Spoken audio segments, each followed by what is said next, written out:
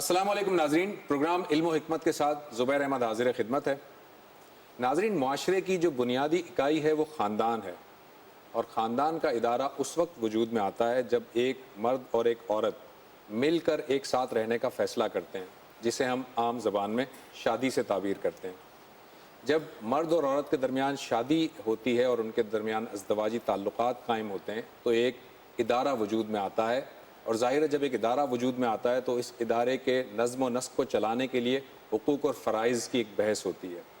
آج ہم یہ دیکھیں گے کہ اس ادارے میں حقوق اور ذمہ داریاں اللہ تعالیٰ نے کس طرح سے تقسیم کی ہیں مرد اور عورت کے درمیان، اور اگر خدا نخواستہ اس کے درمیان، ان دونوں کے درمیان اگر کوئی اختلاف پیدا ہو جائے تو اس اختلاف کو دور کرنے کے لیے قرآن مجید نے کیا اسٹیپس ہمیں بتائے ہیں، اس پر آج ہم گفتگو کریں گے۔ میرے ساتھ تشریف رکھتے ہیں جناب جاوید احمد غامدی صاحب۔ جاوید صاحب، سب سے پہلے میں یہ جاننا چاہوں گا کہ جو مرد و زن کے تعلقات ہیں، اسپیشلی ازدواجی تعلقات میاں اور بیوی کے معاملے میں، اللہ تعالیٰ نے اس کے بارے میں کیا حقوق اور کیا فرائض متعین کیے ہیں طرفین میں، دونوں طرف؟ اس میں ایک بنیادی حقیقت پہلے یہ سمجھ لینی چاہیے کہ ہمارے ہاں یہ ادارہ وجود ہی میں کیوں آیا ہے، کیونکہ جب تک آپ کسی چیز کی حقیقت کو نہیں سمجھ لیتے اس سے متعلق احکام کو سمجھنا بھی بہت مشکل ہو جاتا ہے۔ انسان کا معاملہ یہ ہے کہ وہ 20-25 سال کی عمر میں آسمان سے نازل نہیں ہوتا، ایک ناتواں بچے کے طور پر میری اور آپ کی آغوش میں ڈال دیا جاتا ہے۔ ایک بچہ جو اٹھ بھی نہیں سکتا، اپنی ضرورتیں پوری نہیں کر سکتا، اگر 24 گھنٹے کے لیے ہم اس کو تنہا چھوڑ دیں تو شاید وہ اپنی زندگی کو بھی باقی رکھنے میں ناکام ہو جائے گا۔ آپ اس بچے کو ایک آغوش دیتے ہیں، ایک باپ کا سایہ شفقت دیتے ہیں، یہ دونوں مل کر اس کو پرورش کرتے ہیں، پھر وہ کچھ اپنے پاؤں پر چلنے کے قابل ہو جاتا ہے، پھر اگلا مرحلہ شروع ہو جاتا ہے کہ اب اس کو تعلیم دینی ہے، اس کو تربیت کرنا ہے۔ یعنی تعلیم اور تربیت کا معاملہ بھی انسان کے ساتھ جانور کے بچوں جیسا نہیں ہے، وہ تو اپنی جبلتوں کے پیرو ہوتے ہیں اور ان کے لحاظ سے بہت تھوڑی تربیت کے بعد وہ ان جبلتوں کے مطابق زندگی بسر کرنا شروع کر دیتے ہیں۔ لیکن انسان کا معاملہ یہ ہے کہ وہ دنیا میں تہذیب تخلیق کرتا ہے، علوم تخلیق کرتا ہے، ایجادات اس سے صادر ہوتی ہیں، اتنی غیر معمولی ہستی کی تعلیم تربیت کا اہتمام کرنا پڑتا ہے۔ ان سب مراحل سے گزرنے کے بعد وہ کہیں اپنے پاؤں پر کھڑے ہونے کے قابل ہوتا ہے۔ اچھا، پھر یہ نہیں ہے کہ انسان اسی جگہ پر رہتا ہے، جوانی شباب کے مراحل گزر جاتے ہیں، اس کے بعد بڑھاپے کی منزل میں داخل ہو جاتا ہے، اب ناتوانی، اسی طرح کی ناتوانی دوبارہ آنا شروع ہو جاتی ہے۔ قرآن مجید نے ایک جگہ نقشہ کھینچا ہے کہ بڑھاپے کی اس عمر کو تم پہنچ جاتے ہو لَكَيْ لَا يَعْلَمَ مِن بَعْدِ عِلْمٍ شَيْئًا، وہ سب کچھ جان کے پھر نادان بن جاتے ہو۔ یہ پورا انسان ہے، اس پورے انسان کے لیے اللہ تعالیٰ نے یہ ادارہ تخلیق کیا، یعنی وہ یہ کہتا ہے کہ ایک مرد و عورت یہ سنجیدہ فیصلہ کریں کہ ان کی محبت، ان کے تعلقات، ان کے جذبات، سب کا مرکز اب ان کا گھر ہوگا، اور وہ مل کر نئی نسل کو تربیت کریں گے۔ یہ معمولی درجے کا کام نہیں ہے۔ میں تو اس کو جب دیکھتا ہوں تو مجھے محسوس ہوتا ہے کہ خدا نے اپنے تخلیقی منصوبے میں ہماری نصرت طلب کر لی۔ جس طریقے سے کبھی خدا کے پیغمبر آتے ہیں تو وہ آ کے خدا کے دعوتی مشن کو ایک آگے مقام تک پہنچانا چاہتے ہیں، تو اللہ تعالیٰ یہ کہتے ہیں کہ من انصاری اللہ، اللہ تعالیٰ کی طرف سے خدا کے پیغمبر یہ کہتے ہیں کہ کون اللہ کے اس کام میں ہمارا مددگار بنتا ہے۔ تو گویا انسان یہاں خدا کے تخلیقی منصوبے میں شامل ہو جاتا ہے۔ اللہ تعالیٰ نے ایک کام کے لیے گویا اس کو اعلیٰ بنا لیا ہے، چنانچہ وہ یہ خدمت انجام دیتا ہے۔ اس کے لیے خاندان کا ادارہ وجود میں آتا ہے۔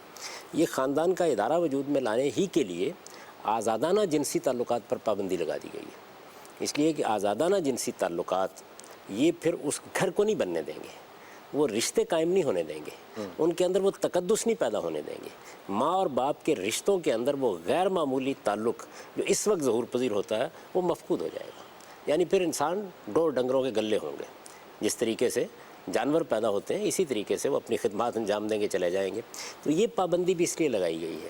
جنسی دائیہ اللہ تعالیٰ نے پیدا کیا ہے، وہ انسان کی جبلت ہے، اس کا ظہور آزادانہ طریقے سے بھی ہو سکتا تھا۔ یہ بچہ ہے کہ جس کی پیدائش، نشو و نما، تعلیم و تربیت اور جس کی زندگی کو محفوظ کرنے کے لیے، گویا انسانیت کو محفوظ کرنے کے لیے یہ ادارہ وجود میں لایا گیا ہے، اور ہم اس کے لیے پابندی لگاتے ہیں۔ اس کے نسب کو محفوظ کرنا، اس کا نسب محفوظ ہونا چاہیے، اور وہ گھر وجود میں آنا چاہیے کہ میرے تمام جذبات، میرے تمام احساسات، ان کا مرکز میرا گھر اور میری اولاد بن جائے۔ یہ چیز نہیں حاصل ہو سکتی. یعنی اگر میری دلچسپی کہیں اور ہے اور کہیں دوسری کوئی خاتون ہے، اس کی دلچسپی کسی اور جگہ ہے، تو اس کے نتیجے میں وہ ساری توجہات کا ارتکاز وہاں نہیں ہو سکتا. آپ کہتے ہیں نا کہ جب آپ تعلیم پا رہے ہوتے ہیں تو اپنی ساری توجہ تعلیم پر مرکوز رکھیں. تو یہ تو ایک بہت بڑا کام ہے جس کے لیے آپ کو اپنی توجہات کو مرکوز رکھنا ہوتا ہے. بعض لوگ اس میں یہ سوال اٹھا دیتے ہیں کہ ٹھیک ہے، شادی کے بعد تو یہ بات سمجھ میں آتی ہے کہ وفاداری کے ساتھ آپ کو ایک گھر بنانا چاہیے، اس میں جنسی تعلقات بھی بیوی سے ہونے چاہیے. شادی سے پہلے کیا تکلیف ہے؟ یہ اس لیے کہ انسان کا معاملہ یہ ہے کہ وہ جب کسی چیز کا عادی ہو جاتا ہے تو ایک طرح کی ایڈکشن اس کے اندر پیدا ہو جاتی ہے. اس کے بعد انسان اس طرح کی مخلوق نہیں ہے کہ آپ اگلے دن سوئچ آف کر دیں گے تو وہ باز آ جائے گا. تو شادی سے پہلے ہی گویا ہم آنے والی خاتون کے لیے وقف ہو جاتے ہیں اور خاتون آنے والے مرد کے لیے وقف ہو جاتی ہے. یعنی گویا ایک ذہنی فیصلہ کر لیا جاتا ہے کہ مجھے گھر بنانا ہے. یہ ذہنی تیاری ہے، یہ نفسیاتی تیاری ہے، اور یہ اپنے آپ کو کسی دوسری جانب رغبت سے بچانا بھی ہے تاکہ حفاظت. اسی سے عصمت عفت کے الفاظ وجود میں آئے ہیں. یہ معمولی چیزیں نہیں ہیں. آپ انسان کے مستقبل کے حوالے سے دیکھیں تو یہ ایک عظیم ادارہ ہے جس کو وجود میں لایا جاتا ہے. جب یہ ادارہ وجود میں آ جاتا ہے تو اس میں ظاہر بات ہے کہ اب ایک نظم چلانا ہے. اس نظم میں سب سے بڑی چیز کیا ہے؟ وہ آپ کی معاش. یعنی دنیا کی سب سے بڑی حقیقت ہے. صوفیوں کے حلقے کی ایک روایت ہے نا کہ بھئی ایک تو اسلام کے 5 ارکان ہے، 6واں رکن روٹی بھی ہے. کمانی ہے، کھانی ہے. صحیح ہے، زندگی گزارنی ہے. قدیم تمدن میں ایک بڑی چیز حفاظت بھی تھی، یعنی گھر کی حفاظت بھی ہونی ہے. تو حفاظت اور کفالت یہ 2 چیزیں ہیں کہ جن چیزوں کی ذمہ داری اللہ تعالیٰ نے فطرت کے لحاظ سے مرد پر ڈال دی. چنانچہ وہ ظہور پذیر بھی ایسے ہی ہوئی ہے. یعنی عام طور پر یہ ذمہ داری مرد ہی نے اٹھا لی ہے. جب حفاظت اور کفالت کی ذمہ داری اس نے اٹھا لی ہے تو پھر یہ جو ادارہ بنایا گیا ہے اس کی سربراہی کا منصب بھی اللہ تعالیٰ کہتے ہیں اسی کے پاس ہونا چاہیے. یہ خدا کا بنایا ہوا نظام ہے. یہ سربراہی ہے، حاکمیت نہیں ہے. یعنی آپ دیکھیے اس وقت ہم ایک جمہوری معاشرے میں رہتے ہیں. اس جمہوری معاشرے میں کوئی بادشاہ نہیں ہوتا. اس وجہ سے جو اسلام نے بھی ایک خاندان بنایا ہے یا گھر بنایا ہے، اور اسلام کیا ہے؟ اللہ تعالیٰ نے بنایا ہے. اسلام تو دین ہے نا اللہ تعالیٰ کا. اللہ تعالیٰ نے جو یہ فطرت بنائی ہے ہماری، اس کے تحت بھی ہم جو ادارے قائم کرتے ہیں، ہم ریاست قائم کرتے ہیں تو کسی سربراہ کا انتخاب کرتے ہیں. وہ سربراہ خلقت کے لحاظ سے ہم سے بالا تر نہیں ہو جاتا. یعنی اس وقت مثال کے طور پر پاکستان میں ایک وزیر اعظم بھی، ایک صدر بھی ہے. کیا آپ کہہ سکتے ہیں کہ علم، دیانت، تعلق باللہ، اعلیٰ کردار، اخلاق کے لحاظ سے، صلاحیتوں کے لحاظ سے وہ ممتاز ترین فرد ہوتا ہے؟ نہیں، یہ بھی عام فرد بھی ایک نظم چلانے کے ایسے ہی ہم کو ادارہ بناتے ہیں. اس کے اندر بھی جو آدمی روپیہ خرچ کرتا ہے، جو اس ادارے کے مالی معاملات کا نگران ہوتا ہے، وہ اس کا سربراہی کی خدمت بھی انجام دیتا ہے. تو حفاظت اور کفالت کی زیادہ صلاحیت ہونے کی وجہ سے مرد کو قوام جس کو کہتے ہیں، یعنی گویا وہ ذمہ دار ہے گھر کی حفاظت کرنے کا، وہ ذمہ دار ہے گھر کی کفالت کرنے کا. معاشی جد و جہد کی ذمہ داری اس پر ڈال دی گئی ہے، اخراجات اس کو پورے کرنے ہیں. یہ گویا فرض ہے ایک شخص کا. یہ قوام ہی کو انہوں نے ایک درجہ اوپر کا وللرجال علیہن درجہ، اسی کے لحاظ سے کہا گیا. یہ بالکل وہ درجہ ہے جو ایک ادارے کے اندر ایک باس کو حاصل ہوتا ہے. وہ درجہ ہے جو ایک حکومت کے اندر ایک سربراہ حکومت کو حاصل ہوتا ہے. یعنی یہ چیز ناگزیر ہے. جب آپ کو ادارہ قائم کرتے ہیں تو آپ کو پہلا مسئلہ جو پیش آ جاتا ہے وہ یہ ہے کہ اس کو فائنانس کون کرے گا. بالکل صحیح ہے، یہ ہوگا نا. لازمی طور پر پہلا مسئلہ یہ پیدا ہو جاتا ہے. آپ نے کھانا پینا ہے، اس کو تقسیم نہیں کیا جا سکتا. یعنی فائنانشل ذمہ داری کو، مالی ذمہ داری کو تقسیم نہیں کیا جا سکتا. اس لیے کہ جب آپ تقسیم کر دیں گے تو یہ باعث نزاع ہو جائے گی. آپ ذرا تھوڑی دیر کے لیے تصور کریں کہ بچے کی فیس دینی ہے. ٹھیک ہے، قانونی ذمہ داری کی بات میں کر رہا ہوں. جی قانونی ذمہ داری کو قانون کے زاویے سے دیکھا جاتا ہے، اس لیے کہ وہ عدالت میں بھی زیر بحث آ جاتی ہے. حقوق اور فرائض زیر بحث ہے. اس میں طے یہ ہے کہ آدھی فیس مرد کو فراہم کرنی ہے، آدھی عورت کو فراہم کرنی ہے. ٹھیک ہے. آپ کو گھر کا کرایہ دینا ہے، آدھا عورت کو فراہم کرنا ہے، آدھا مرد کو فراہم کرنا ہے. بجلی کا بل دینا ہے، آدھا مرد کو فراہم کرنا ہے، آدھا عورت کو فراہم کرنا ہے. آپ یہ دیکھیے کہ اس سے گھر چل سکتا ہے؟ کوئی امکان نہیں. ظاہر ہے کہ اس میں جد و جہد متوازن ہونی چاہیے، دونوں کو فراہم کرنا ہے. اچھا، اب اس کو آپ کیسے مینیج کریں گے؟ ایک نہیں کر سکا تو کیا ہوگا؟ دوسرا نہیں کر سکا تو کیا ہوگا؟ تو اس وجہ سے جب بھی آپ کوئی نظم قائم کرتے ہیں تو اس کو کبھی بھی تقسیم کے اصول پر نہیں قائم کیا جا سکتا. جاوید صاحب، یہ والا آرگیومنٹ تو میں اس میں بھی دے سکتا ہوں نا کہ مرد کو حفاظت اور کفالت کی ذمہ داری دی گئی ہے، اگر وہ نہ کر سکا تو کیا ہوگا؟ تو اس میں بھی سوال پیدا ہو سکتا ہے. ایک حکمران ہے، ہمارا سربراہ ہے، اگر وہ اپنی ذمہ داریوں کو ادا نہ کر سکے تو معزول کر دیا جاتا ہے. یہاں پر بھی یہ صورتحال ہوتی ہے. گویا وہ جو الرجال قوامون علی النساء مطلقاً نہیں ہے، یہ ریلیٹیو ہے. میں ذمہ داریاں ادا کروں گا تو مجھے میں منصب کے تقاضے بھی پورے کروں گا. میں ایک ذمہ داری کو ادا نہیں کرتا. یہ تو باہمی طور پر ایک کانٹریکٹ ہے جو وجود میں آ گیا ہے. میں نے کچھ ذمہ داریاں اٹھائی ہیں, ان ذمہ داریوں کے لحاظ سے مجھے ایک منصب دیا گیا ہے. یہی صورتحال ہر ادارے میں ہوگی. یعنی ہم نے ایک ادارے کا ایک ڈائریکٹر بنایا ہے, تو آپ کا کیا خیال یہ ہے کہ یہ کوئی مطلق حکم ہے بنا دیا ہے؟ کچھ ذمہ داریاں جو اس نے لی ہیں اس کے لحاظ سے اس کو ایک منصب دیا گیا ہے. وہ ان ذمہ داریوں کو پورا کرتا ہے تو وہ اس منصب کا اہل ہے. اس کو اس کی عزت ملنی چاہیے, اس کا احترام ملنا چاہیے, اس کے حقوق پورے ہونے چاہیے. وہ نہیں ادا کرتا تو پھر کون اس کو تسلیم کرنے کے لیے تیار ہوگا؟ پھر تو مسئلہ نظام میں بدل گیا. اب اس کا کوئی حل نکالنا پڑے گا. لیکن عام حالات میں ایسا ہی ہوتا ہے کہ لوگ ذمہ داریاں ادا کرتے ہیں, صدیوں سے ادا کر رہے ہیں. اگر وہ ادا نہیں کرتے تو پھر گھر ٹوٹ جاتے ہیں, ادارہ قائم نہیں رہتا. آپ جانتے ہیں کہ اس کے نتیجے میں طلاقیں ہو جاتی ہیں, بچے بکھر کر رہ جاتے ہیں. یہ حادثہ ہو جاتا ہے. تو عام حالات کے لحاظ سے قانون سازی کی جاتی ہے. کوئی استثناء پیدا ہو گیا ہے تو معاشرہ اس سے نمٹتا ہے. یہ اداروں میں بھی ہوتا ہے. حکمرانوں کے بارے میں بھی یہ بحث شروع ہو جاتی ہے. تو آپ جانتے ہیں کہ وہ 5 سال کے لیے منتخب ہو جاتے ہیں, اس کے بعد یہ بحث شروع ہو جاتی ہے کہ تو اہل ہی نہیں ہے اس منصب کی. ان کو وہ عزت کیسے دی جا سکتی ہے, ان کو وہ احترام کیسے دیا جا سکتا ہے. یہی صورتحال کوئی عورت بھی پیدا کر سکتی ہے. یعنی یہ ایک باہمی معاہدہ ہے جو وجود میں آ جاتا ہے. تو اس وجہ سے اس میں جب یہ سربراہ کا لفظ بولا جاتا ہے تو اصل میں ہمارا جو پورا ذہنی تصور ہے وہ ایسے ہے کہ جیسے شادی حقیقت میں جنسی دائیات اور محبت کے جذبات کو قانونی صورت دینے کا نام ہے. یوں نہیں ہے. جب آپ نکاح کرتے ہیں تو یہ ایک ادارے کو وجود لانے کا عمل ہے. یہ اگلی نسل کو حفاظت فراہم کرنے کا عمل ہے. یہ انسانیت کو انسانیت کے درجے تک پہنچانے کے لیے ادارہ بنایا گیا ہے. تو آذراہ کرم اس کو اس حیثیت سے سمجھ لیجیے. اس کے لحاظ سے اللہ تعالیٰ نے جیسے کہ ایک نظم فطری طور پر قائم ہوا اس کو اپنے احکام کا تابع کر دیا کہ جب یہ ادارہ اس طرح قائم ہو گیا ہے, جب اس طریقے سے ایک مرد اپنی ذمہ داریاں انجام دے رہا ہے تو اب خواتین کو اس کے ساتھ موافقت کا رویہ اختیار کرنا چاہیے. جیسے کہ ہر ادارے میں نصیحت کی جائے گی کہ جب آپ ایک ادارے کا کام کر رہے ہیں, جب اس میں شامل ہو گئے ہیں تو آپ کا رویہ پھر سربراہ کے ساتھ موافقت کا اور قنوت کا ہونا چاہیے. اسی کو قرآن مجید نے بیان کیا, فالصالحات و قانتات. یعنی جب یہ نظم قائم کر دیا گیا ہے تو اس نظم میں عورتوں کو, صالح عورتوں کو, نیک عورتوں کو جو اس ادارے کی اہمیت کو سمجھتی ہیں, اپنے خامندوں کے معاملے میں قنوت کا رویہ اختیار کرنا چاہیے. یعنی وہ سرکشی نہ اختیار کریں.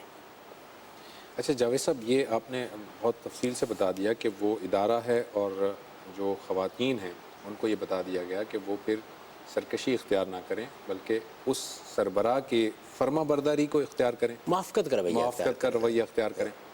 اب اس میں جو سربراہ والی حیثیت ہے اس سے ایک نتیجہ یہ لیا جاتا ہے, اس کی بھی ذرا وضاحت کر دیجیے گا کہ اب مختلف قسم کے معاملات زندگی میں پیش آئیں گے تو سربراہ خود سے فیصلہ کرے گا یا سربراہ جو ہے وہ مشاورت کے قانون کے تحت فیصلہ کرے گا؟ یہ مشاورت ہوگی یا سربراہ جو ہے وہ مطلق العنان ہوگا ہر فیصلے کو کرنے کے لیے؟ کسی سربراہ کو مطلق العنان نہیں ہونا چاہیے. نہ کسی ادارے میں یہ طریقہ اختیار کرنا چاہیے, نہ خاندان اور گھر میں یہ طریقہ اختیار کرنا چاہیے, نہ ریاست میں یہ طریقہ اختیار کرنا چاہیے. یعنی جب بادشاہتیں بھی ہوا کرتی تھیں تو اگرچہ لفظ بادشاہ استعمال کیا جاتا تھا, وہ بھی اپنے اعیان و اکابر کے مشورے ہی سے نظم چلاتے ہیں. آپ جن لوگوں کو ساتھ لے کے چل رہے ہوتے ہیں یعنی وہ تو ایک بڑا ہی برا آدمی ہوگا کہ جو گھر میں بچے بڑے ہو جاتے ہیں تو ان سے ہی مشورہ کیا جاتا ہے, ان کی رائے لی جاتی ہے. ٹھیک ہے, تو بیوی کیوں نہیں لے جائے گی؟ یعنی اللہ تعالیٰ نے اس کو شعور دیا ہے, عقل دی ہے, علم دیا ہے, ممکن ہے آپ کو کسی معاملے میں بہتر سے بہتر مشورہ دے سکے. تو عام طور پر ایک اچھا آدمی یہ فیصلہ کرے گا کہ مجھے کوئی معاملہ اگر کرنا ہے ہم مل کے فیصلہ کریں گے, باہمی اتفاق سے فیصلہ کریں گے, ممکن حد تک موافقت پیدا کرنے کی کوشش کی جائے گی. ہاں البتہ کوئی ایسا موقع آ جاتا ہے کہ خاندان کی بہتری بہبود کے لیے پھر ایک فائنل ورڈکٹ دینا پڑتا ہے تو ظاہر بات ہے کہ پھر مرد فیصلہ کر لیتا ہے, اور یہ فیصلے کا اختیار ہونا چاہیے اس کے پاس, کیونکہ ایسا کوئی بحران نہیں پیدا ہو جانا چاہیے کہ اب فیصلہ کن اتھارٹی باقی نہیں رہے گی. اچھا اگر فرض کر لیجئے کہ کسی, آپ نے کہا کہ ادارہ وجود میں آتا ہے, اگر کسی ادارے کے وجود میں آنے کے وقت ہی یہ طے ہو جائے کہ حفاظت اور کفالت کی ذمہ داری عورت کی ہے, اس وقت طے ہو جائے تو اس کے بعد پھر وہ جو قوام والا جو لفظ ہے وہ وَلِلرِّجَالِ عَلَيْهِنَّ درجہ, ایک درجہ فضیلت والا جو لفظ ہے وہ پھر عورت کے اس میں چلی جائے گی. یعنی عمومی قانون اللہ تعالیٰ نے بیان کر دیا, انسانی فطرت اسی طریقے سے یہ معاملہ کرتی ہے. کوئی گروہ, کوئی افراد کسی جگہ یہ طے کر لیتے ہیں کہ ہمارے ہاں صورتحال الٹ ہے, یعنی مرد کے اندر صلاحیت ہی نہیں ہے, شادی بہرحال ایک عورت کر رہی ہے, وہ کہتی ہے کفالت بھی میں کروں گی, وہ یہ کہتی ہے گھر در کے معاملات بھی میں چلاؤں گی, تو بھئی آپ سے آپ کا کام ہو جائے گی, اس کے لیے فتویٰ لینے کی کیا ضرورت ہے؟ یعنی دنیا میں ایک عمومی قانون اللہ تعالیٰ کا چل رہا ہے، اس عمومی قانون میں حقیقت کا بیان ہے، یہ واقعے کا بیان ہے. یعنی جو بات اللہ تعالیٰ نے کہی ہے وہ ایک واقعہ ہے. اب ایک ادارہ ہے، مثال کے طور پر اس وقت ہمارے ہاں ایک حکمران ہے، تو عام حالات میں کیا کہا جائے گا کہ جس شخص کو آپ نے حکمران بنایا ہے آپ کو اس کے بنائے ہوئے قانون کی پابندی کرنی چاہیے. ٹھیک ہے، عام حالات یہی ہیں. اب فرض کر لیجیے ترتیب الٹ گئی ہے، تو ترتیب الٹ جائے گی تو پھر انارکی پیدا ہو جائے گی. میں نے ہمیشہ خواتین سے یہ پوچھا ہے کہ کیا آپ معاشی کفالت کی ذمہ داری لینے کے لیے تیار ہیں؟ ان کا ہم کنٹریبیوٹ کرتی ہیں. میں نے کہا کنٹریبیوٹ نہیں، آپ ذمہ داری لینے کے لیے تیار ہیں؟ نہیں لیتی، نہیں لینے کے لیے تیار ہوتی. نہیں ہوتی. ہاں تو لے لیں. اس لیے رسالت مآب صلی اللہ علیہ وسلم نے یہ فرمایا کہ اگر نکاح کے موقع کے اوپر آپ کوئی شرائط طے کر لیتے ہیں تو سب سے زیادہ ان شرائط کو وفا کرنا چاہیے. طے کر لیں. ٹھیک ہے. تو نکاح کے موقع پر اگر یہ تو اللہ کا بنایا ہوا نظام ہے، خیر و برکت اس میں ہے، اسی کے ذریعے سے گھر چل رہے ہیں، اسی کے ذریعے سے گھر چلیں گے. لیکن آپ اس کو الٹ دینا چاہتے ہیں اپنے کسی ضرورت کے تحت، تو نکاح کے موقع پر طے کر لیجیے ذمہ داری کس پر ہے. یعنی یہ نہیں ہو سکتا کہ آپ یہ کہیں کہ حفاظت اور کفالت کی ذمہ داری تو مرد کے اوپر ڈالی گئی ہے، ٹھیک ہے، لیکن قوام عورت ہوگی. ٹھیک، ہاں یہ نہیں ہو سکتا، یہ نہیں ہو سکتا. آپ کو پھر پہلے مرحلے میں یہ طے کر لینا پڑے گا کہ میری ذمہ داری ہے، میں گھر چلاؤں گی، میں مسئول ہوں، مجھے قانون کو بھی مسئول ٹھہرانا چاہیے. یہ ساری باتیں آپ لکھ لیجئے. یعنی آپ ایک نادر کام کرنے جا رہے ہیں، کر لیجئے. یہ آپ نے بہت واضح کر دیا. لیکن اب یہ اس سے اگلا سوال جو آتا ہے وہ یہ کہ چونکہ یہ ادارہ جب بنتا ہے تو آپ اکثر اپنے پروگرامز میں یہ بتاتے رہے ہیں کہ جب ادارہ بنتا ہے تو ادارے کا سربراہ جو ہے وہ آپ کو ٹرمینیٹ کر سکتا ہے، اور جو ادارے کے جو کام کرنے والے جو لوگ ہوتے ہیں، ان کے جو امپلائی ہوتے ہیں، وہ استعفیٰ دیتے ہیں. تو جب قوام اگر فرض کر لیجئے ادارہ بناتے وقت ہم نے طے کر لیا کہ قوام والی جو ذمہ داری ہے وہ عورت نبھائے گی، تو کیا عورت پھر طلاق دینے کا حق رکھ سکتی ہے؟ پہلے مرحلے میں یہ بھی طے ہو جائے گا. یعنی یہ بھی اسی وقت طے ہونا چاہیے نا.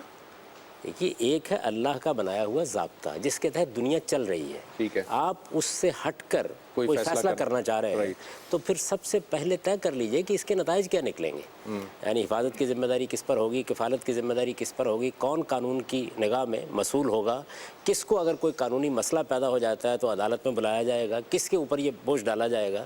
یہ ساری چیزیں پھر پہلے مرحلے میں ہوگی. اسی طرح یہ بھی طے ہو جائے گا کہ اگر علیحدگی اختیار کرنی ہے تو اس کا طریقہ کیا ہوگا. یہ طے کر سکتے ہیں ہم؟ سب چیزیں طے کر سکتے ہیں، لیکن طے کریں البتہ یہ سمجھ لیں کہ اس کے نتائج کیا نکلیں گے.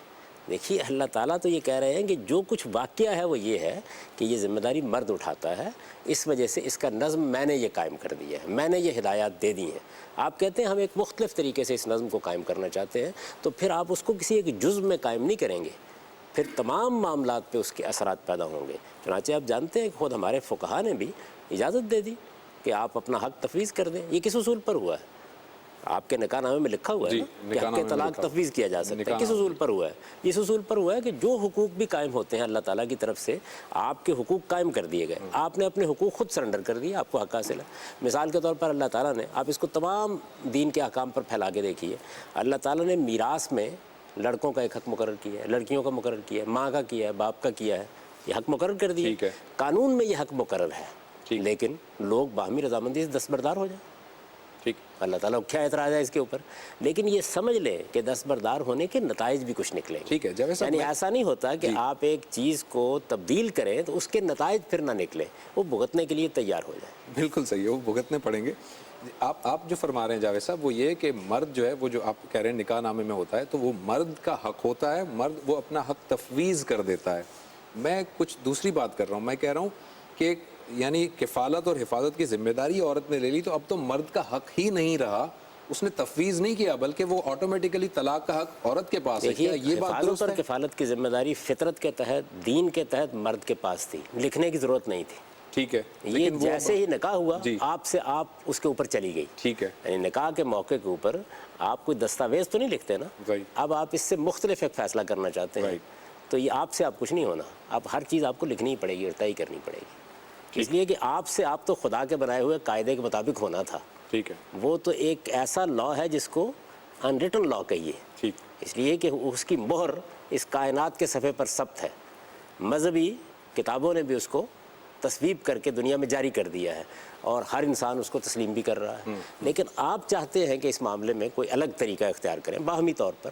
تو وہی بات جو رسالت مآب صلی اللہ علیہ وسلم نے فرمائی کہ پھر آپ نکاح کے موقع کے اوپر تمام معاملات کو طے کریں گے. یعنی اس میں پھر آپ طے کریں گے کہ علیحدگی کیسے ہوگی، علیحدگی کا فیصلہ کون کرے گا، ذمہ داری کا. یہ دیکھیے میں آپ سے عرض کروں کہ یہ جو آپ نے تعبیر اختیار کی ٹرمینیٹ کرنا، استعفیٰ دینا، اس کی ضرورت کیوں ہوتی ہے؟ اس کی ضرورت اس لیے ہوتی ہے کہ جب آپ کوئی ادارہ بناتے ہیں تو اس ادارے کے اندر جو مالی ذمہ داری ہے وہ چونکہ آپ کے اوپر ہے. ٹھیک ہے. آپ نے کسی کو کچھ دیا ہوا ہے، ایک شوہر ہے، اس نے بڑی جائیدادیں اپنی بیوی کو دے دی، بہت سب مال اس کے پاس رکھا ہوا ہے، باہمی اعتماد میں ممکن ہے اپنی روزانہ کی آمدنی بھی اس نے اسی کے اکاؤنٹ میں جمع کرائی ہوئی ہو. تو اس وجہ سے یہاں یہ ضروری ہے، چونکہ مالی معاملات ادھر سے جا رہے ہیں، کہ یہاں آپ کھڑے کھڑے طلاق دے کے نہیں جا سکتے. ٹھیک ہے. اچھا، لیکن اگر وہ صورتحال پیدا ہو گئی ہے تو ہر چیز اپنی جگہ پہ الٹ جائے گی. الٹ جانے کے کچھ نتائج نکلیں گے، وہ ہر آدمی کو جان لینا چاہیے. لیکن میں آپ سے خدمت میں عرض کرتا ہوں بڑے سنگین نتائج وہ بڑے سنگین نتائج نکلیں گے. لیکن کوئی نکالنا چاہتا ہے تو نکال لے. یہ کام نہ کرے کہ ذمہ داری ادھر ہی رہے گی لیکن باقی چیزیں تبدیل ہو جائیں گی. ٹھیک، ایسا نہیں. یعنی یہ ساری چیزیں، طلاق کا حق بھی اس لیے مرد طلاق دیتا ہے، عورت طلاق کا مطالبہ کرتی ہے. جیسے کسی ادارے کے اندر سے آپ نے تعبیر اختیار کی کہ سربراہ ادارہ ٹرمینیٹ کر دیتا ہے. کیوں؟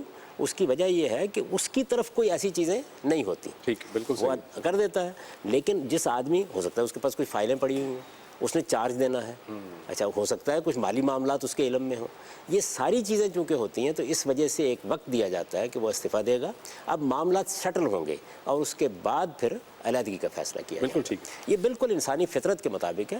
ہم چونکہ اس کو ادارے کے طور پر لینے کے لیے تیار نہیں ہیں. ہمارے ہاں عام جو تصور اس وقت بن گیا ہے خاص طور پر خواتین کا، وہ یہ ہے کہ در حقیقت دیکھیے محبت کرنی تھی، اس محبت کو قانونی صورت دے دی. یہی کہا جاتا ہے کہ جو دوسرے جو مذاہب ہیں ان میں تو ڈیورس کا حق جو ہے وہ دونوں طرف ہوتا ہے. یعنی مرد بھی ڈیورس دے سکتا ہے. ہندو مذہب میں دیکھ لیں، کرسچینٹی میں اس وقت دیکھ لیں تو وہ ڈیورس مرد بھی دے سکتا ہے. حق دونوں جانب ہے.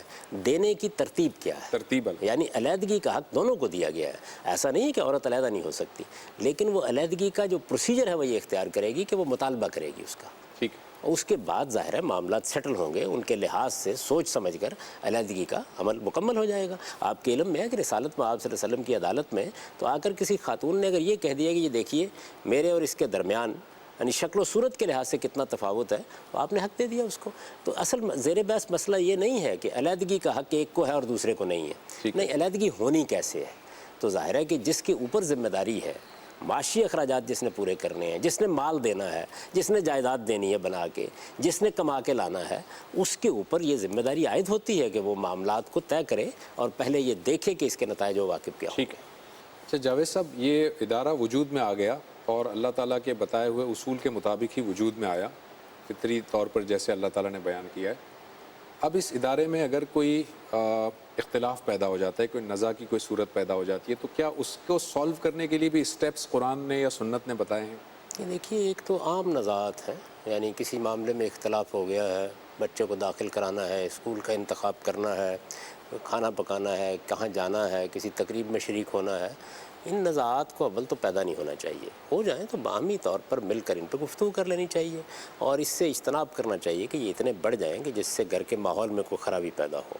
اگر کسی موقع پر خدا نخواستہ ایسی صورت پیدا ہو گئی ہے تو خاندان کے لوگوں کو اپنا کردار ادا کرنا چاہیے. بڑے لوگ گھر میں بھی ہوتے ہیں، ہمارے ہاں تو خاندانی نظام بھی ہے، اس میں اپنا اپنا کردار ادا کر سکتے ہیں. اچھے طریقے سے ایسے معاملات سلجھا لینے چاہیے. قرآن مجید میں نزاع کی جو صورتحال زیر بحث آئی ہے وہ یہ نہیں ہے. اچھا. یعنی جو گھر میں عام اختلافات ہو جاتے ہیں، ان اختلافات میں تو قرآن مجید نے ایک عمومی ہدایت کر دی ہے کہ خواتین موافقت کا رویہ اختیار کریں. ٹھیک. اور ظاہر ہے کہ شوہروں کو یہ دیکھنا چاہیے، جس کو قرآن نے بیان کیا کہ عاشرہن بالمعروف، یعنی تمہارا رویہ نیکی کا، بھلائی کا، خیر کا، اچھے دستور کا ہونا چاہیے. یہ نہیں ہے کہ آپ نے ہر حال میں اپنی بات منوانی ہے. نہیں، اپنی بات کو سلیقے سے پیش کیجئے، استدلال سے بیان کیجئے. آپ کو اللہ تعالیٰ نے اگر علم و فضل دیا ہے تو اس کا ظہور آپ کے گھر میں ہونا چاہیے. آپ کو اللہ تعالیٰ نے اگر کوئی چیزوں کو سمجھنے کی صلاحیت دی ہے تو اس کا سب سے بڑا میدان آپ کا گھر ہی ہے. اخلاقی لحاظ سے بھی آپ کو رسالت میں آپ صلی اللہ علیہ وسلم نے یہ فرمایا ہے کہ تم میں سے بہترین لوگ وہ ہیں کہ جو اپنے گھر والوں، اپنے اہل و عیال کے لیے ان کا رویہ بہتر ہے. اور اخلاقی لحاظ سے آپ کو سب سے بڑا امتحان بھی اپنے گھر ہی میں پیش آتا ہے. تو اس لیے یہ کوئی طریقہ نہیں ہے کہ کوئی نزاع ہو گیا ہے تو اس کے اندر آپ برتری کے مقام پر کھڑے ہو گئے ہیں. نہیں، آپ کا کام یہ ہے کہ موافقت سے معاملات کو سلجھانے کی صحیح کریں، باہمی گفتگو سے، استدلال سے. اور میں نے جس طرح عرض کیا کہ اس میں مائیں، بہنیں، خاندان کے افراد، بزرگ، بڑے سب اپنا کردار ادا کرتے رہتے ہیں. ایک اچھے معاشرے کے اندر یہ چیزیں اسی طرح چلتی رہتی ہیں. ایک نزاع کی وہ صورت ہے کہ جس کو قرآن مجید نشوز سے تعبیر کرتا ہے. نشوز یعنی کسی خاتون نے یہ فیصلہ کر لیا ہے کہ میں اگرچہ اس گھر میں رہ رہی ہوں, اس خاوند ہی کے اوپر میری ذمہ داریاں ہیں, لیکن میں اب اس کو خاوند نہیں سمجھتی. اس کی توجہات کا مرکز اب کہیں اور چلا گیا ہے. تو نشوز اس سرکشی کو کہتے ہیں. نشوز کا مطلب یہ ہے کہ سرکشی اختیار کر لی گئی ہے. دیکھیے ایک بچہ ہے, اپنے والد سے اختلاف کرتا ہے, ماں سے اختلاف کرتا ہے, گھر میں بہت سی چیزوں پر اختلاف ہو جاتا ہے, تہذیب کے دائرے میں وہ اختلافات زیر بحث بھی آتے رہتے ہیں. ہمیں اگر اپنے والد سے اختلاف ہو گیا ہے, یا بڑے بھائی سے اختلاف ہو گیا ہے, یا بڑی بہن سے اختلاف ہو گیا ہے, یا ماں سے اختلاف ہو گیا ہے, کیا اختلافات نہیں ہوتے ہیں 12 ہوتے ہیں. یعنی عام گھریلو زندگی کے معاملات میں بھی ہوتے ہیں, بڑے فیصلوں میں بھی ہوتے ہیں. ہم ان اختلافات کو ادب کے دائرے میں رہتے ہوئے, تہذیب کے ساتھ, ایک دوسرے کا احترام ملحوظ رکھتے ہوئے, میوچل رسپیکٹ کے ساتھ سلجھانے کی کوشش کرتے ہیں. یہی رویہ زندگی کا بہترین رویہ ہے. اسی کو میں نے عرض کیا نا کہ مردوں کو مخاطب کر کے قرآن نے کہا کہ عاشرہن بالمعروف, یعنی تمہارا رویہ خواتین کے ساتھ ایک اچھی معاشرت کا ہونا چاہیے, بھلائی کی معاشرت کا ہونا چاہیے, دستور کے مطابق معاشرت کا ہونا چاہیے. سوسائٹی کے اندر جو اچھی روایات ہیں ان کے مطابق تمہیں گھر میں زندگی بسر کرنی چاہیے. تو یہ تو طے شدہ طریقہ ہے. لیکن نشوز کا مطلب یہ ہے کہ ایک بچے نے, دیکھیے نا, ایک باپ ہے, اس نے اس کے گریبان پر ہاتھ ڈال دیا, باپ کو باپ تسلیم کرنے سے انکار کر دیا. یعنی اب ادب تہذیب کے ساتھ بات کرنے کے سوال باقی نہیں رہا. تو نشوز سرکشی کو کہتے ہیں. اس کو آپ تینوں جگہ پہ سمجھ لیجئے. ماں باپ کے مقابلے میں سرکشی, ریاست کے مقابلے میں سرکشی, اور اسی طریقے سے ایک بیوی کی حیثیت سے شوہر کے مقابلے میں سرکشی. تو سرکشی اختلاف نہیں ہے. سرکشی کا مطلب یہ ہے کہ آپ نے جو تعلق قائم کیا, جو رشتہ وجود میں آیا, جو حدود قائم ہوئے, آپ نے اس کے خلاف اٹھ کھڑے ہونے کا فیصلہ کر لیا. یہ لوگوں سے جرائم ہوتے ہیں ریاست کی سطح پہ. سمجھیے کسی نے چوری کر لی, کسی نے غبن کر لیا, کسی نے ملاوٹ کر لی, یہ عام جرائم ہے. ان سے بھی نمٹا جاتا ہے. لیکن اس سے آگے بڑھ کر ایک شخص ریاست کے خلاف بغاوت کر دیتا ہے, تو گویا اس نے شہری کی حیثیت سے اپنے مقام کو تسلیم کرنے سے انکار کر دیا. بالکل یہی صورت بعض اوقات, خدا نخواستہ, بعض اوقات کسی گھر میں بھی پیدا ہو جاتی ہے. اگر یہ صورت پیدا ہو جائے تو پھر کیا کیا جائے؟ آپ کہہ سکتے ہیں اس کا ایک سادہ طریقہ تو یہ ہے کہ طلاق دے کے فارغ ہو جائے. یعنی ایک خاتون نے اگر اس درجے سرکشی اختیار کر لی ہے تو پھر کیا کر سکتے ہیں آپ؟ اس کا مطلب یہ ہے کہ وہ شوہر کو شوہر ماننے کے لیے تیار نہیں, گھر کو گھر سمجھنے کے لیے تیار نہیں, اس کی توجہات کا مرکز کہیں اور جا چکا ہوا ہے. یعنی وہ رہ اسی چھت کے نیچے رہی ہے, اسی گھر کا کھا رہی ہے, شوہری پر ذمہ داری اس نے ڈالی ہوئی ہے, لیکن وہ شوہر کو شوہر تسلیم نہیں کرتی. تو اس کا مطلب یہ ہے کہ حقیقت کے لحاظ سے اس نے ادارے کو ختم کر دیا ہے. اس کو عربی زبان میں نشوز یا سرکشی سے تعبیر کیا جاتا ہے. یعنی وہ سرکشی جو خاندان کے نظام میں بیوی وہ شوہر سے پیش آ سکتی ہے, شوہر کو بیوی سے پیش آ سکتی ہے. نشوز یہ ہے. یہ پیدا ہو جائے تو میں نے آپ سے عرض کیا کہ ایک اس کا طریقہ یہ ہے کہ آپ الگ کر دیں, شائستگی کے ساتھ علیحدہ ہو جائیں. لیکن آپ جانتے ہیں کہ ہر جگہ یہ کرنا ممکن نہیں ہوتا. آپ کے بچے ہوتے ہیں, ایک خاندان بن چکا ہوتا ہے. صحیح بات ہے. یعنی بے شمار چیزیں ہوتی ہیں. تو پہلی ترجیح تو یہی ہوگی نا کہ معاملات کو درست کیا جائے. ایک بچے نے بھی اگر سرکشی اختیار کر لی ہے تو آپ پہلے تو یہی خواہش کریں گے کہ اس کو درست کرنے کی صحیح کی جائے. کیا کرتے ہیں آپ؟ اگر فرض کر لیجئے کہ ایک نوجوان باپ کے مقابلے میں سرکش ہو گیا ہے تو پہلی بات یہی ہوگی نا کہ سمجھایا بجائے جائے. یعنی خود باپ سمجھائے گا, گھر والے سمجھائیں گے, خاندان کے لوگ سمجھائیں گے. پہلے ہی مرحلے میں آپ آخری اقدام تو نہیں کر دیتے, گھر سے نکال دیں گے. یعنی کہنے کو تو ایک باپ کہہ سکتا ہے کہ آج سے میرا گھر چھوڑ دو, لیکن سرکشی, میں نے عرض کیا کہ سرکشی ہوتی کیا ہے, پہلے اس کو سمجھ لیں بہت اچھی طرح. عام طور پر لوگ قرآن مجید کے اس مقام کو پڑھتے ہیں تو وہ یہ خیال کر لیتے ہیں کہ یہ گھریلو معاملات میں کوئی نزاع پیدا ہو گیا ہے. نہیں, یہ نشوز ہے. اندیشہ پیدا ہو گیا ہے کہ اب یہ لڑکا باپ کو باپ نہیں مانے گا, یہ خاتون اب شوہر کو شوہر نہیں تسلیم کر رہی, ذہنی لحاظ سے یہ کسی اور مقام پر چلی گئی ہے. اس سے نمٹنا زیر بحث ہے. یہ ایک انتہائی صورت ہے جو کسی خاندان میں, کسی گھر میں باپ اور اولاد کے درمیان بھی ہو سکتی ہے, بیوی اور شوہر کے درمیان بھی ہو سکتی ہے. تو میں نے گزارش کی کہ پہلا کام آپ یہی کریں گے کہ سمجھائیں. قرآن نے بھی یہی کہا ہے, فَعِظُوهُنَّ, سمجھاؤ. اس کا یہ مطلب نہیں ہے کہ سمجھانے کے 2 لفظ بولے جائیں گے. یعنی یہ ایک پورا عمل ہے جو ہوگا. کاؤنسلنگ کریں اس کی. ہاں, اس میں خاندان کو بھی آپ انوالو کریں, آپ بڑوں کو بھی اس کے درمیان میں لائیں اور ان سے کہیں کہ آئیے مل کے ان کو حالات کو درست کرتے ہیں. قرآن مجید کہتا ہے کہ اگر یہ کامیاب نہیں ہوئی تدبیر سمجھانے بجانے کی بھی تو پھر کیا کریں؟ پھر یہ ہے کہ وَاهْجُرْهُنَّ فِي الْمَضَاجِعِ, پھر اس طرح کی خواتین کے ساتھ آپ علیحدگی اختیار کریں. سیپریشن جس کو کہا جاتا ہے, یعنی طلاق نہیں ہوئی لیکن میاں اور بیوی کے تعلق کے معاملے میں علیحدگی اختیار کر لی. ظاہر ہے کہ ایک شریف آدمی یہی کرے گا۔ پھر جب یہ مرحلہ بھی ایک جگہ پہنچ گیا اور کوئی اس کے اثرات نہیں ہوئے، علیحدگی نے بھی کوئی اچھا اثر نہیں چھوڑا، اب وہ یہ کہتا ہے کہ آپ جسمانی سزا دے کے بھی اگر گھر کو بچایا جا سکتا ہے تو بچائیں۔ ٹھیک ہے، یہ ہے اللہ تعالیٰ کی بات۔ یعنی پہلی چیز یہ ہے کہ یہ سارا پروسیجر کہاں سے شروع ہونا ہے؟ جب سرکشی ہو گئی ہے۔ پہلی بات یہ ہے، یہ نزاعات پر نہیں ہے، گھریلو اختلافات پر نہیں ہے، یہ کھانے میں نمک زیادہ پڑ گیا اس پر نہیں ہے، یہ بچے کی فیس دینی ہے یا نہیں دینی اس پر نہیں ہے، یہ فلاں تقریب میں جانا ہے یا نہیں جانا اس پر نہیں ہے، یہ نشوز ہے۔ یعنی شوہر کو شوہر ماننے سے انکار کر دیا گیا ہے، اس کو ان مراحل میں ڈال دیا گیا ہے۔ ان مراحل میں کیوں ڈالا گیا ہے؟ تاکہ آپ کی طرف سے کوئی اشتعال میں اقدام نہ ہو جائے۔ ٹھیک، یعنی مردوں کے اندر ایک اقدام اور تحکم کے داعیات ہوتے ہیں، ان کی جبلت ہے، اس کا اظہار نہ ہو جائے۔ جب آپ کسی چیز کو پروسیجر میں ڈال دیتے ہیں تو وہ آپ سے آپ متوازن ہو جاتی ہے۔ یہ طریقہ اختیار کیا گیا ہے۔ یہ تادیب کتنی ہونی چاہیے؟ ایسے ہی جیسے ایک استاد اپنے شاگردوں کو کرتا ہے، ایسے ہی جیسے باپ اپنی اولاد کو کرتا ہے۔ بس یہ تادیب کرنے کی اللہ تعالیٰ نے یعنی ایک طریقہ بتایا ہے۔ آپ محسوس کرتے ہیں کہ اس سے بھی کچھ نہیں ہونا، میں کیوں اس راستے پر چلوں؟ تو پھر ایک ہی راستہ ہے، وہ یہ کہ آپ علیحدگی اختیار کر لیں۔ آگے پھر یہ بتا دیا گیا ہے کہ اگر نوبت یہاں تک آ گئی ہے تو پھر ایک حکم ادھر سے بنائیے، ایک حکم ادھر سے بنائیے، کوشش کیجئے کہ وہ کوئی فیصلہ کر کے موافقت کے راستے پیدا کر دے۔ اس میں بھی کامیابی نہیں ہوتی اور آپ نے طلاق کا ارادہ کر لیا ہے یا بیوی کہتی ہے کہ اب مجھے طلاق ہی لینی ہے، تو پھر آپ شائستگی کے ساتھ علیحدہ ہو جائیں۔ یہ پوری بات ہے جو بیان کی گئی ہے۔ اس کو لوگ بالکل غلط جگہ پر دیکھتے، غلط جگہ پر اس کا تجزیہ کرتے، آیت کو اس کے سیاق سباق سے نکال لیتے، معاملہ کیا زیر بحث ہے اس کو بھی الگ کر لیتے، اور پھر یہ خیال کرتے ہیں کہ یہ قرآن مجید نے کیا بات کہہ دی۔ اچھا، یہ آپ نے فرمایا، یہ سارے اسٹیپس آپ نے بتائے، اگر یہ بیوی کی طرف سے نشوز والی بات ہو، لیکن یہ بات شوہر کی طرف سے بھی ہو سکتی ہے۔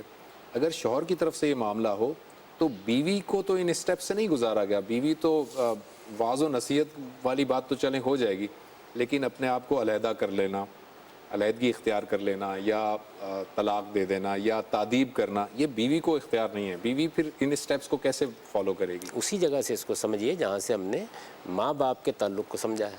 یعنی ظاہر ہے کہ بچہ اگر سرکشی اختیار کر لیتا ہے تو آپ ماں باپ کو کچھ اختیارات دیں گے، اور اگر فرض کر لیجئے کہ باپ سرکشی اختیار کر لیتا ہے، میں نے ایسے سرکش باپ دیکھے ہیں یعنی جن کا رویہ انتہائی احمقانہ ہوتا ہے، جہالت پر اتر آتے ہیں، بچوں کے اوپر ہاتھ اٹھاتے ہیں۔ اب بچہ کیا کرے؟ کہ آپ یہ کہیں گے کہ وہ جواب میں یہی کام کرنا شروع کر دے؟ نہیں، سوسائٹی آداب پر قائم ہوتی ہے اور یہ بڑی اہمیت رکھتے ہیں۔ یعنی جب آپ بڑے چھوٹے کا ایک فرق قائم کر لیتے ہیں، حفظ مراتب جو ہے، یہ جو ہمیں جو تہذیب سکھائی گئی ہے اس کا لازمی حصہ ہے۔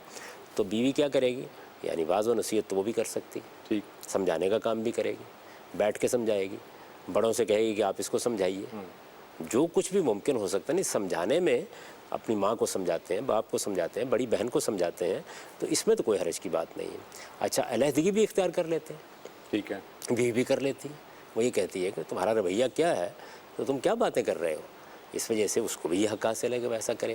لیکن اگر نوبت یہاں تک آ گئی ہے کہ اب کچھ کوشمالی کرنے کی ضرورت ہے تو پھر بڑوں کی طرف رجوع کرنا چاہیے۔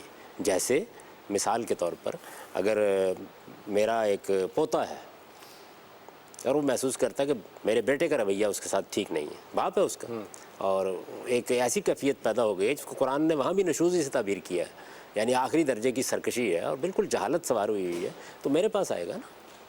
ٹھیک، بالکل تو صحیح۔ ایسے ہی خاندان کا نظم جو ہے اس میں بڑے بھی ہوتے ہیں، بزرگ بھی ہوتے ہیں، پھر ان کی طرف رجوع کرنا چاہیے۔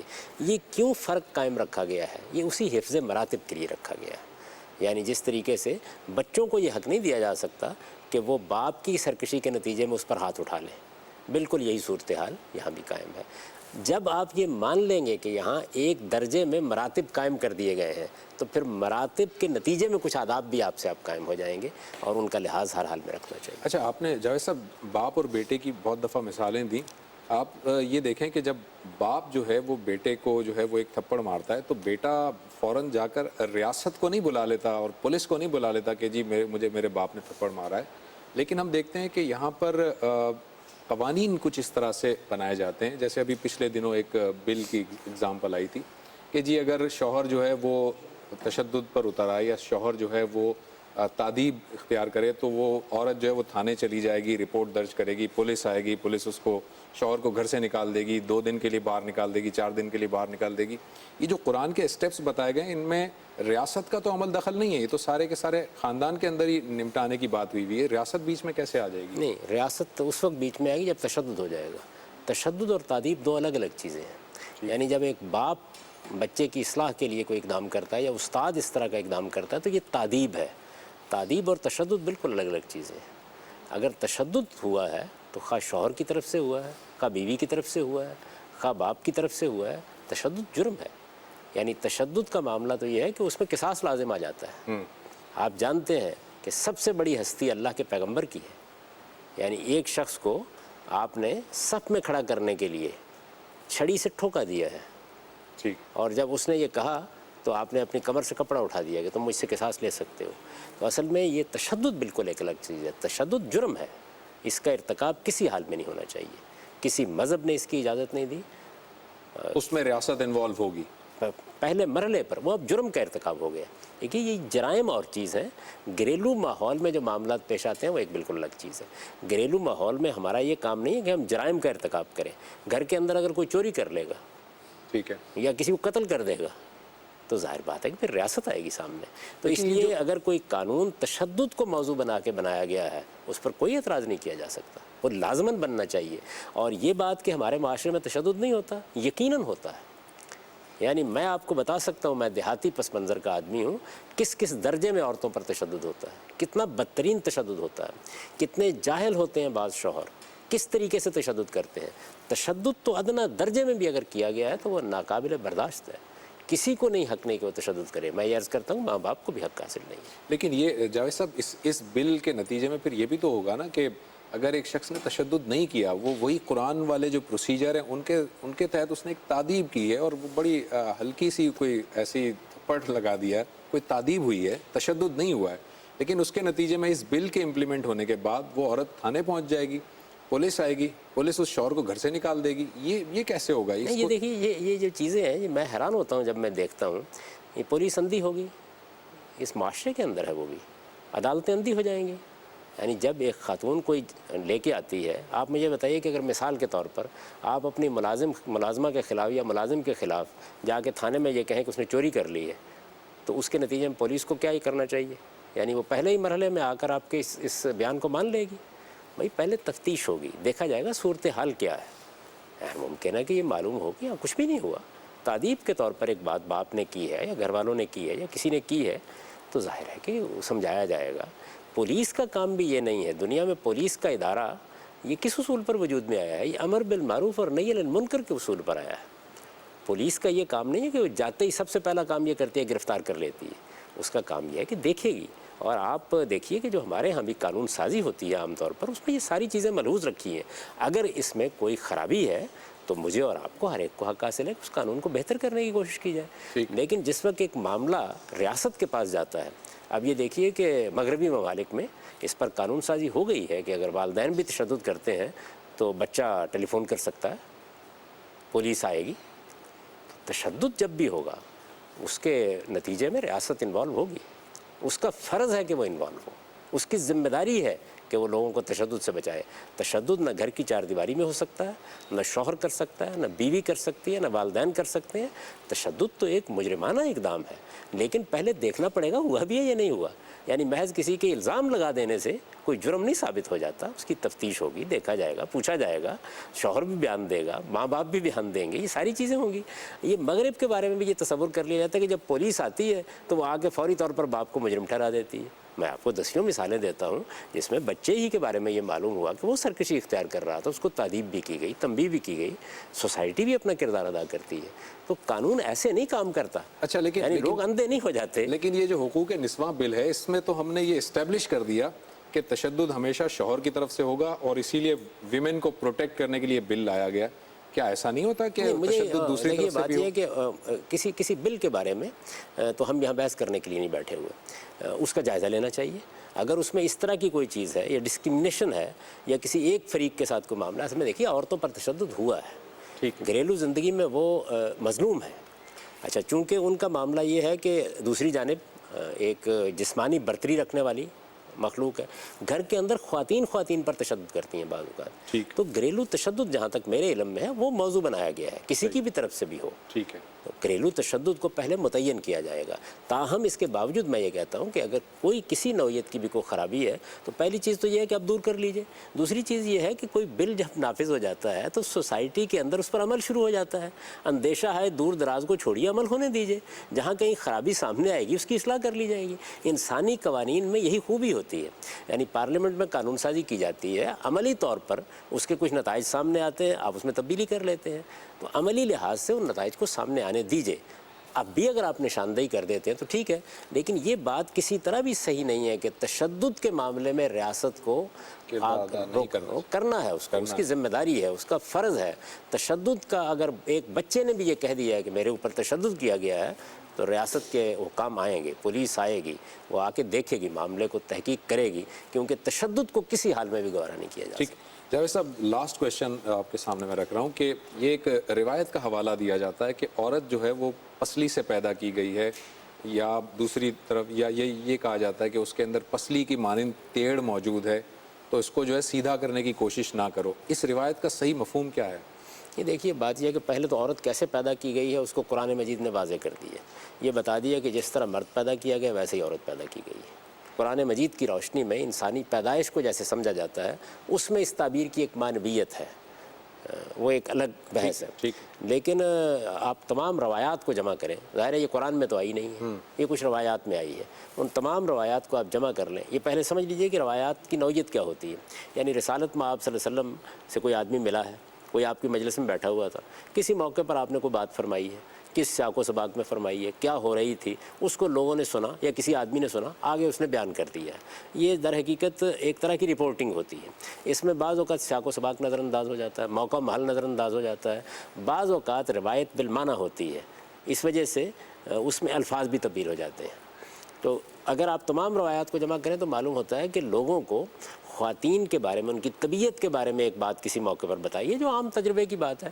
وہ یہ ہے کہ خواتین کے معاملے میں کبھی بھی سختی کا رویہ نہیں اختیار کرنا چاہیے. اس میں ایک مثال دی گئی ہے کہ پسلی ہے مثال کے طور پر, تو اگر آپ اس کو ایسے سیدھا کرنے کی کوشش کریں گے تو ٹوٹ جائے گی. اگر آپ کوئی خرابی محسوس کر رہے ہیں تو آپ کو بڑی نرمی کے ساتھ یہ معاملہ کرنا چاہیے. ایسی ایک تعبیر رسالت میں آپ صلی اللہ علیہ وسلم نے ایک اور موقع پر بھی اختیار کی, جیسے کہ روایات میں بیان ہوتا ہے کہ لوگ اونٹوں پر خواتین سوار تھیں اور وہ ان کو تیزی سے دوڑا رہے تھے, تو آپ نے فرمایا کہ یہ تو نازک آپ گینے ہیں, تو آہستہ چلاؤ. تو اس طرح کی ایک چیز ہے جو بیان کی گئی. انسان ہونے کے اعتبار سے دونوں میں کوئی فرق نہیں. ٹھیک, thank you very much Javed صاحب, آپ کا بہت بہت شکریہ. ناظرین, ہمارے پروگرام کا وقت ختم ہوا چاہتا ہے. اگلے پروگرام تک کے لیے زبیر احمد کو اجازت دیجیے. اللہ حافظ.